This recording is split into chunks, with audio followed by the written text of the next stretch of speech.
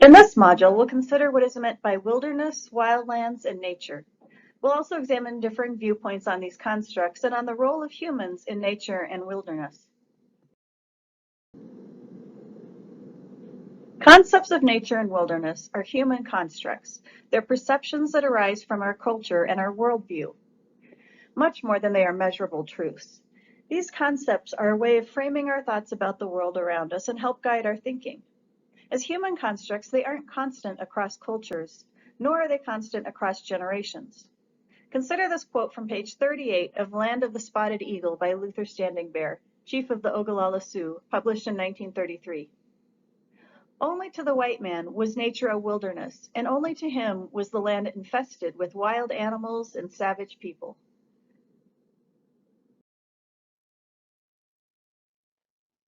Prior to the Industrial Revolution, Europeans largely viewed wilderness as a desolate wasteland, not a place for relaxation and enjoyment, but something more akin to how Luther Standing Bear felt Europeans experienced the wilderness, a place of danger and discomfort. People were generally afraid of wilderness and the dangers it housed. They did not seek it out, and they tried to avoid being caught in it, especially at night. It was a place to be avoided. As William Cronin notes in The Trouble with Wilderness, or Getting Back to the Wrong Nature, in the 1700s, its connotations were anything but positive, and the emotion one was most likely to feel in its presence was bewilderment or terror.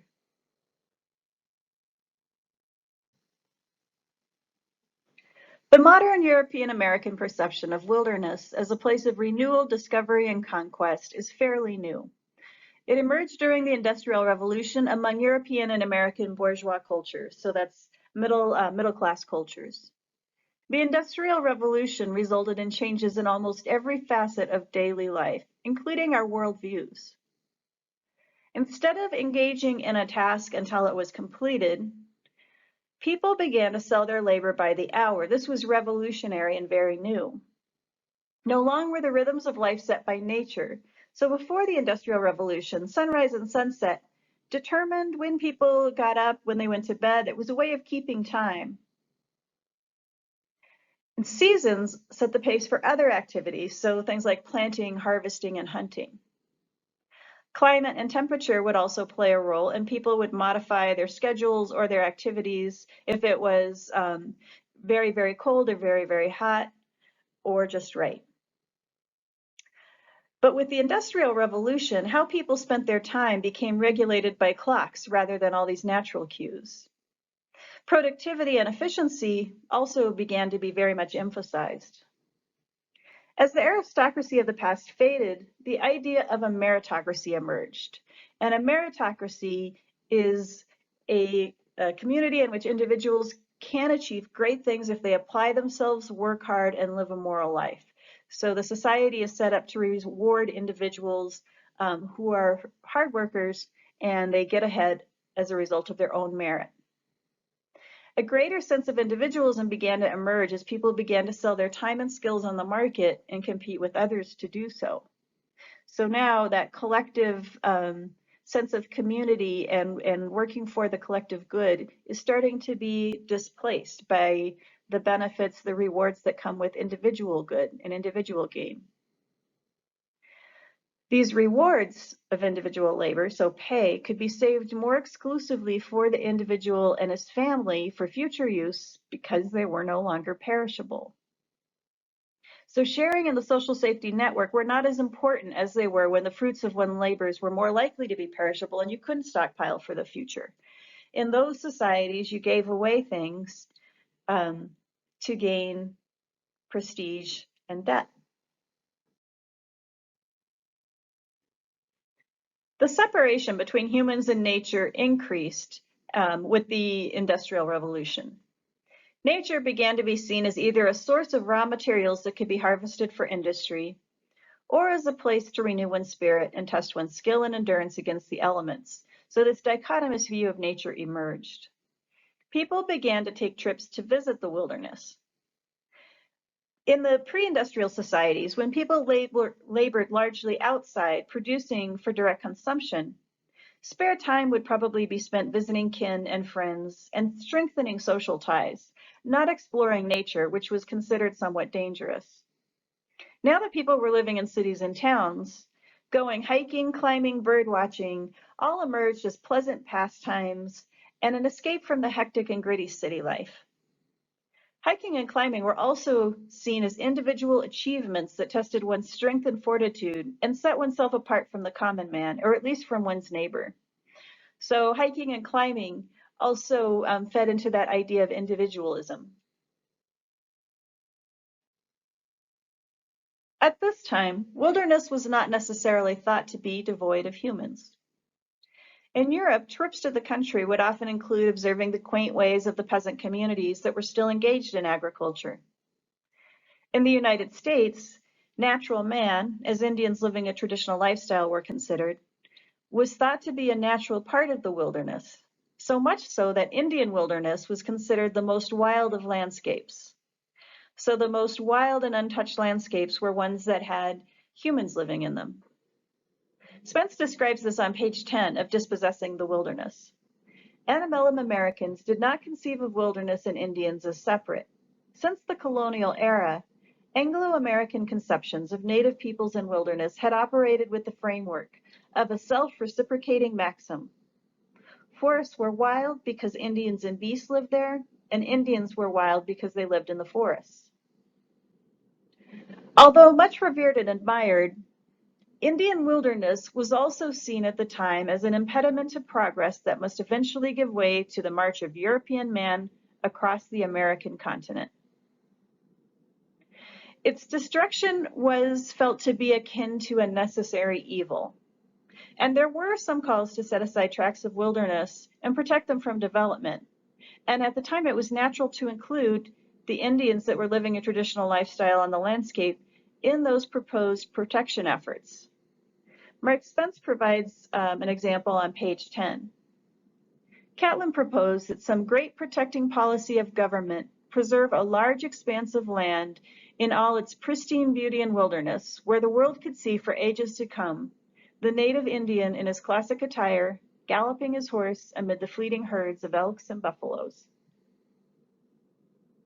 The ideas of Indians being a defining feature of wilderness might speak to ethnocentric perceptions about Indians that European Americans held at the time. Notions of social evolution were widely held in Victorian times, and it was thought that all cultures existed on one continuum, with primitive, crude, less developed indigenous cultures at one end of the spectrum, and European colonial cultures at the developmentally advanced end of the spectrum. Given enough time, it was expected that indigenous cultures would evolve and eventually become just like the advanced cultures on the continuum. There was also the danger of devolving and moving in the other direction. And some who believed the Indians would not change and would necessarily disappear in the face of manifest destiny. These ideas of wilderness probably did not translate well for the Indians. On page 16 of Dispossessing the Wilderness, Spence notes, in every case, as the Omaha anthropologist Francis Lefeche recalled when describing his childhood on the Eastern Plains, the area was not a wilderness. Indeed, to all the people of the region, it was clearly defined, and all knew the boundaries of tribal lands. Every stream, the contour of every hill, and each peculiar feature of the landscape had its tradition. It was our home, the scene of our history, and we loved it as our country. To give an example of how the landscape might be viewed to someone living intimately in it, consider this footnote found on page 357 of Nisa, Life and Words of a Kung Woman by Marjorie Shostak. And I'll let you know that the word Kung with that exclamation point has a click, so you're supposed to click first. I can't click, so I am not going to click, but feel free to click. When a Kung says the small acacia thicket near the rise beside the Nene baobab, it means something as specific and helpful to the hearer as the corner of 5th Avenue and 34th Street in front of Longchamps would mean to a New Yorker. It's difficult to render in English what the Kung say about the environment because their vocabulary has a richness of detail for the terrain and vegetation that has no English equivalent.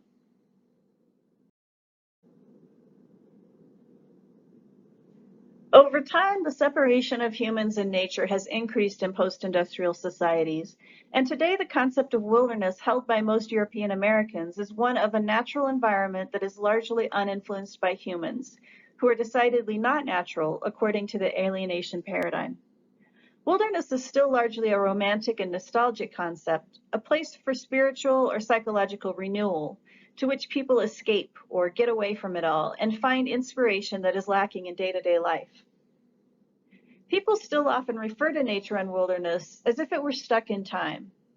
They go camping, hiking, or backpacking to get back to nature and escape the modern world. Wilderness is also a place to test one's skills in endurance, to dominate the tallest mountains and gain that sense of individual accomplishment that is much admired in a meritocracy. The predominant notion in mainstream American culture today is that much of North and South America were vast areas of wilderness that were unaffected by people prior to the arrival of Europeans. On page 226 of Seeds of Change, Christopher Columbus and the Columbian Legacy by Shelter, a popular book published by the Smithsonian Institute in '91, the pre-Columbian Americans are described as the first Eden, a pristine natural kingdom. The native people were transparent in the landscape, living as natural elements of the ecosphere. Their world, the New World of Columbus, was a world of barely perceptible human disturbances. So in this sense, we can see that wilderness is taken to mean natural environments that are largely unaffected by humans and human activities. Take, for example, this definition of wilderness from the Wild Foundation. The most intact, undisturbed, wild natural areas left on our planet, those last truly wild places that humans do not control and have not developed with roads, pipelines, or other industrial infrastructure.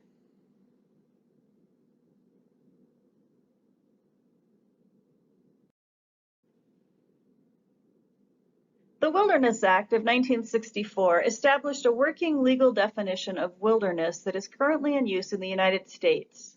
The basic premise of which is that wilderness is untouched by man. A wilderness, in contrast with those areas where man and his own works dominate the landscape, is hereby recognized as an area where the earth and its community of life are untrammeled by man, where man himself is a visitor who does not remain. An area of wilderness is further defined to mean, in this act, an area of undeveloped federal land retaining its primeval character and influence without permanent improvements or human habitation, which is protected and managed so as to preserve its natural conditions, and which, one, generally appears to have been affected primarily by the forces of nature, with the imprint of man's work substantially unnoticeable, and two, has outstanding opportunities for solitude or a primitive and unconfined type of recreation, and three, has at least 5,000 acres of land or is of sufficient size as to make practicable its preservation and use in an unimpaired condition, and four, may also contain ecological, geological, or other features of scientific, educational, scenic, or historic value. We can see the cultural perceptions of wilderness embodied in this legal definition. Notably, wilderness is untouched by humans, or at least unaffected by humans. Wilderness is a place for humans to rejuvenate and test their mettle against the forces of nature. And wilderness is stuck in the past, or primitive. There are now 107.5 million acres of federal lands that are currently managed as official, legally defined wilderness areas. They are managed very lightly. They often have restrictions, for example, that motorized vehicles or motorized equipment can't be used. They don't tend to do any restoration efforts after a wildfire. And so they do try to keep a very hands-off approach with regard to management.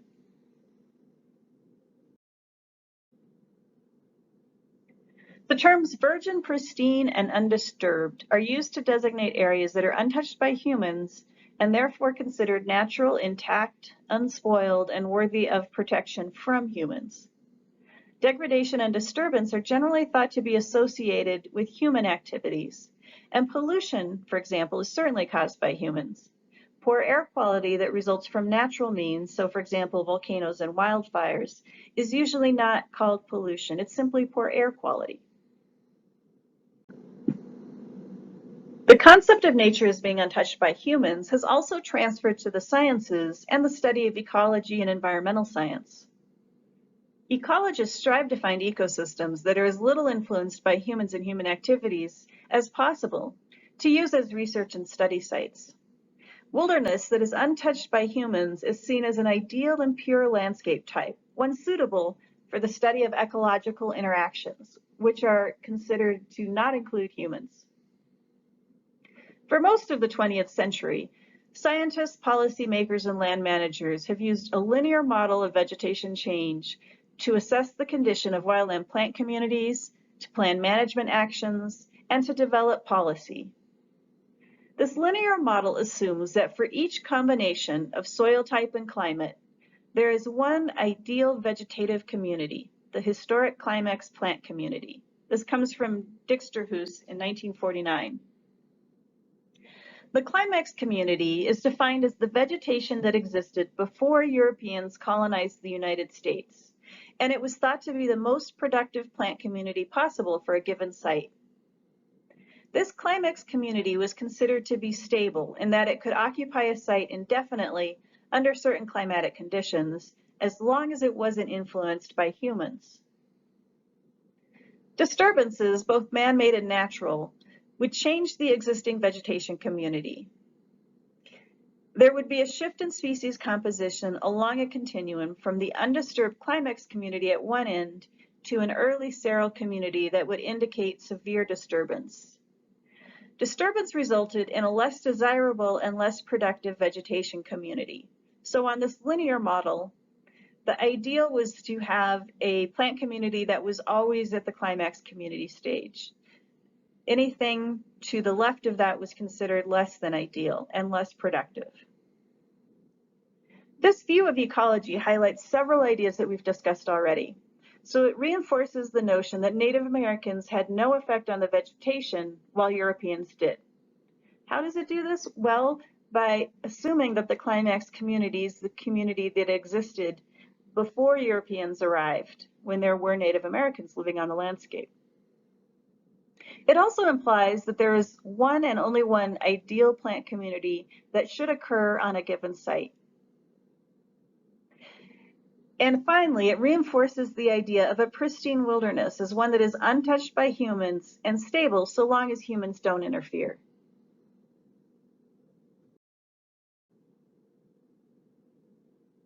As the linear model of plant succession failed to be useful in predicting the vegetation that might occur on a landscape, it has slowly been abandoned for a more dynamic model.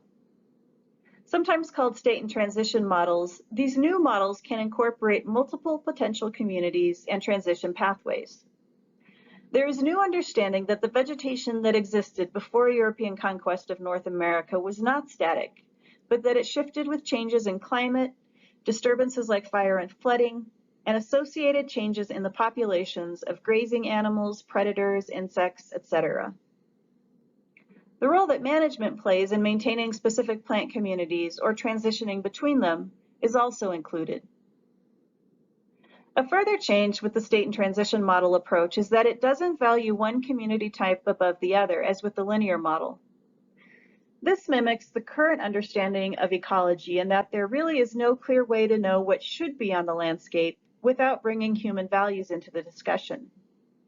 There are often a few potential communities that might exist on the landscape, and land managers must choose how they will manage a landscape and for what purpose.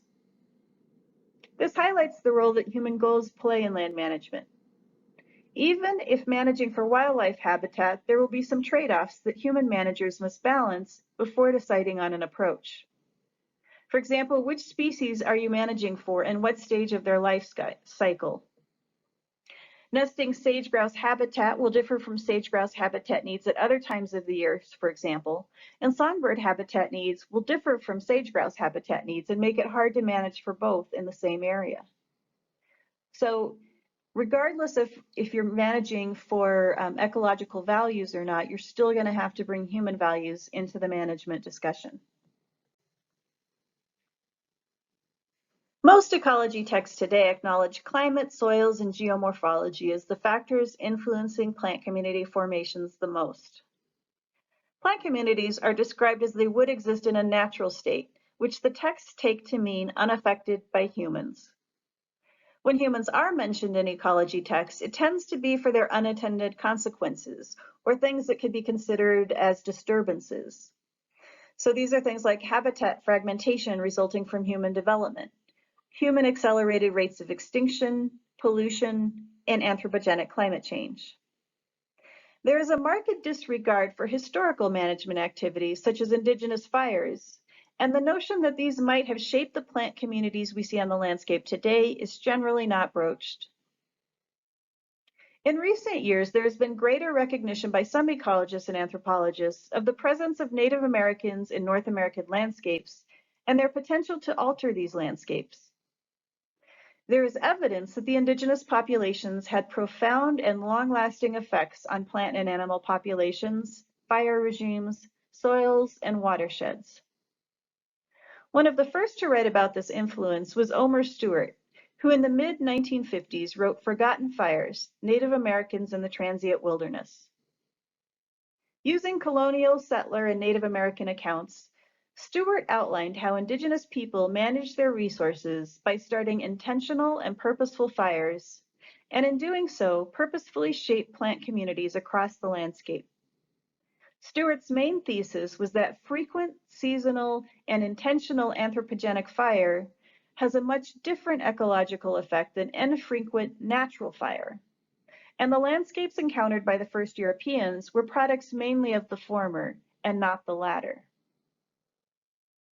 Although written in the 1950s, Stewart's book was not accepted for publication until 1992, and it was not printed until 2002. It was first rejected as a rough draft in the 50s for being too rough. Shortly after, a second publisher showed interest but lacked funding. It was sent to a third publisher who thought it held promise, but they misplaced the text, finally returning the text to Stewart when it resurfaced 25 years later.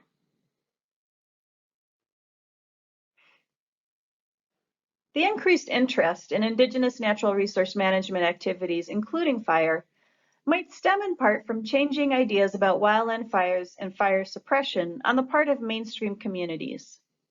Wildland fires have been actively controlled for over a century in an attempt to create a regular and constant environment. As a result of active and ongoing fire suppression activities, fuels in the form of dead litter and tightly packed living trees have built up on the landscape over the decades, creating the likelihood that hot, difficult to fight crown fires will occur. The fires tend to be more intense, meaning that more heat is released by the fire, and or more severe, meaning there are greater effects on the ecological system as a result of the fire. Recent droughts, warmer than average temperatures, and the pine beetle epidemic that has left 90% of the mature trees dead in some areas have also added to the fire risk and lengthened the fire season. With the advent of the internet and cell phones, we've also seen more and more people moving to the mountains where they are able to work remotely and get away from the grime and grit of city life.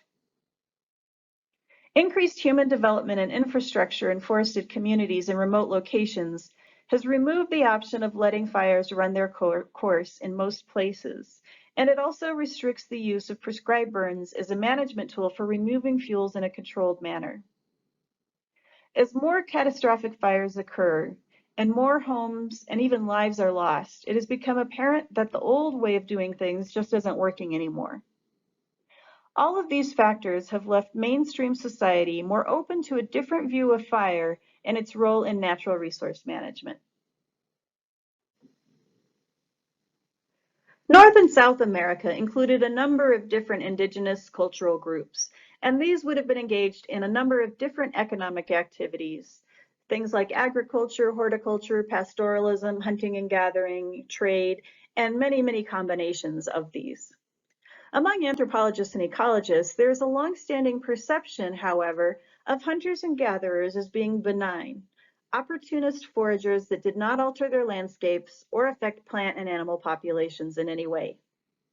Horticulture, agricultural, and pastoralism are portrayed as economic activities in which humans do actively manipulate their landscapes in order to affect the availability, abundance, and distribution of plant and animal resources. On the other hand, hunters and gatherers are perceived as people who roam their landscapes with an advanced knowledge of where and when edible foodstuffs and other resources can be found, but who otherwise don't actively manage their environment. For example, consider this quote from a basic introductory anthropology text. This comes from page 160 of the 9th edition of Cultural Anthropology, an Applied Perspective by Gary Ferraro and Susan Andreatta. Approximately 10,000 years ago, humans made a revolutionary transition from food collection to food production, the domestication of plants and animals. For hundreds of thousands of years before this time, humans had subsisted exclusively on what they obtained naturally from the environment. Then, for reasons that are still not altogether clear, humans began to cultivate crops and keep herds of animals as sources of food. For the first time, humans gained a measure of control over their food supply. The use of the word naturally and the idea that hunters and gatherers had no control over their food supply implies that they were very passive in their food and resource collection activities, doing nothing more than finding resources. This is odd given that there is ample evidence of hunters and gatherers purposefully modifying their environments to increase food security. So for example, when harvesting edible bulbs, there are often stories of how they divided bulbs and replanted them in appropriate habitats that they would pass by in the future. So it's very similar to agriculture in a sense, but they're not living there year-round. They also lit fires to remove dead standing litter, increase forage quality, and attract prey, as well as to improve the quality of plant materials that they used for food, shelter, containers, weapons, etc. While their management activities might not have been as localized as more sedentary populations, such as those engaged in horticulture and agriculture, hunters and gatherers did in fact actively manage their landscapes, modifying them to increase productivity and to ensure the availability of food sources. The effects of indigenous management can have long-lasting consequences for landscapes and natural communities. In the Amazon, Levis et al. Found evidence that prehistoric societies existing in tropical forests changed the dominance of tree species, and these changes persist to this day. The trees that pre-Columbian peoples domesticated for foods, such as nuts, and other useful resources, dominate along archaeological sites. While it is possible that humans simply settled in areas of the forest that supported a higher than average number of tree species that they were using, there is supporting evidence that the trees are dominant because they were planted by humans. For example, several different domesticated species that normally occupy different geographical distributions are regularly found together near archaeological sites. Additionally, some species were found to be more abundant in areas far from what is thought to be their original site of domestication. Local knowledge based on observation over long time scales leads to an understanding of the effect of fire on the landscape, providing a counterpoint to the idea that indigenous peoples don't have an understanding of their environment and how their activities affect it. The Karuk live in the Mid-Klamath River Valley in Northern California, and they continue to hunt and gather today. They understand that the rich biological diversity in Mid-Klamath River Valley in Northern California was made possible by their own land management techniques practiced over the years, and these included fire. Controlled burns have been found to enhance 3/4 of Karuk traditional foods and cultural species found in the region. They have been practiced perhaps longer than memory and records can even detail. Today, the Karuk recognize that federal and state policies that suppress fire or exclude it from the ecosystem have a host of negative social impacts on Karuk cultural practice, political sovereignty, social relations, subsistence activities, and mental and physical health of the tribal members themselves. In Forgotten Fires, Native Americans in the Transient Wilderness, Kat Anderson in the introduction presents a model of human effects on the ecosystem that includes a spectrum of impacts. She acknowledges that the nature of the impacts and their extent will be culture specific. Not all cultures use and manage landscapes in the same way. In general, the level of impact appears to increase with the shift from indigenously occupied North America to the arrival of Europeans. That's not to say, however, that indigenous people did not affect the ecosystems they lived in. Like European Americans, they probably did affect plant and animal communities, hydrologic processes, and nutrient cycling through their management activities. These effects were probably heterogeneous and patchy. Some places would have been modified more heavily, others less so. And the form of modification would vary depending on the use. Dr. Anderson has focused much of her work on the Sierra Nevada and the indigenous people that lived and still live in that region. Historical and ethnographic data indicate that at the time of historic contact, so in the early 1800s, there were about 13 tribes speaking distinct languages in the Sierra Nevada with a combined population estimated at 90 to 100,000 people. Population numbers would of course vary over time, and population densities also varied over space. At the time of European contact, human populations were most heavily concentrated at elevations of 1,000 to 1,250 meters, or 3,000 to 4,000 feet, on the western slopes. In addition to elevation and aspect, slope, proximity to water, seasonal movements, and cultural considerations would all affect the distribution of people across the landscape. While these population densities are much lower than today, they were still high enough to affect the ecosystem through the active management, hunting, and harvesting that the populations would have engaged in. Resource management likely occurred and still occurs at different scales. For example, at the organism level, individual plants would be maintained to ensure a supply of a specific plant part. In the Sierra Nevada, for example, tribes pruned or spot burned redbud trees to promote long, straight branches for basketry and to increase berry production. At the population scale, species were maintained to minimize competition for resources with other, less desirable plant species. Tilling and replanting cormlets of blue dicks to increase production of edible blue dick corms is one example. Burning to remove above-ground plant competition and improve soil fertility is another. Burning was also a useful tool for managing plant communities. Burning selects against woody species, so trees and woody shrubs, and favors forbs and grasses. So it would be employed in areas that supplied forbs and grasses used in basketry, medicine, and food. Fire would reduce tree encroachment on these areas, and the trees would shade out the understory and compete for water and nutrients with the plants. So it was good to remove the trees if you want to favor the plants and the forbs.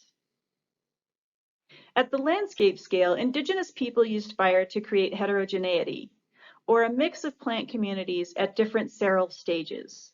So they might want to have some marshes and grasslands, some shrublands, and some forests.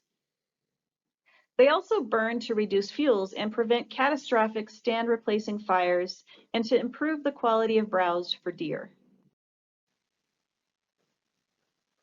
Ethnoecologists such as Kat Anderson, quoted here from the introduction to Forgotten Fires, Native Americans in the Transient Wilderness by Elmer Stewart, are exploring the idea that indigenous land management activities play an important role in forming the plant communities encountered by European Americans and the plant communities that still persist today. Said Kat Anderson, Stewart's manuscript is prescient because it implicitly challenged the idea of virgin, uninhabited wilderness.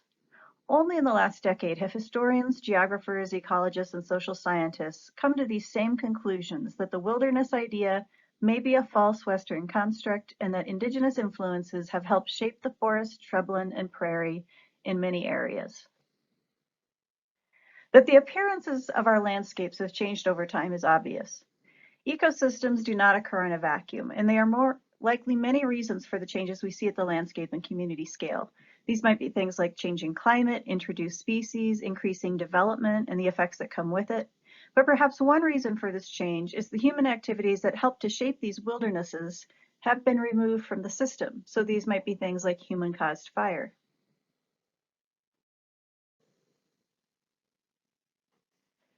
In America's ancient forests, from the Ice Age to the Age of Discovery, Thomas Bonnickson puts forward this idea.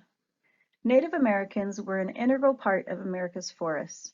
The forests and the people who lived there formed an inseparable whole that developed together over millennia. Native Americans helped to create and sustain the ancient forests that Europeans found beautiful enough to set aside in national parks.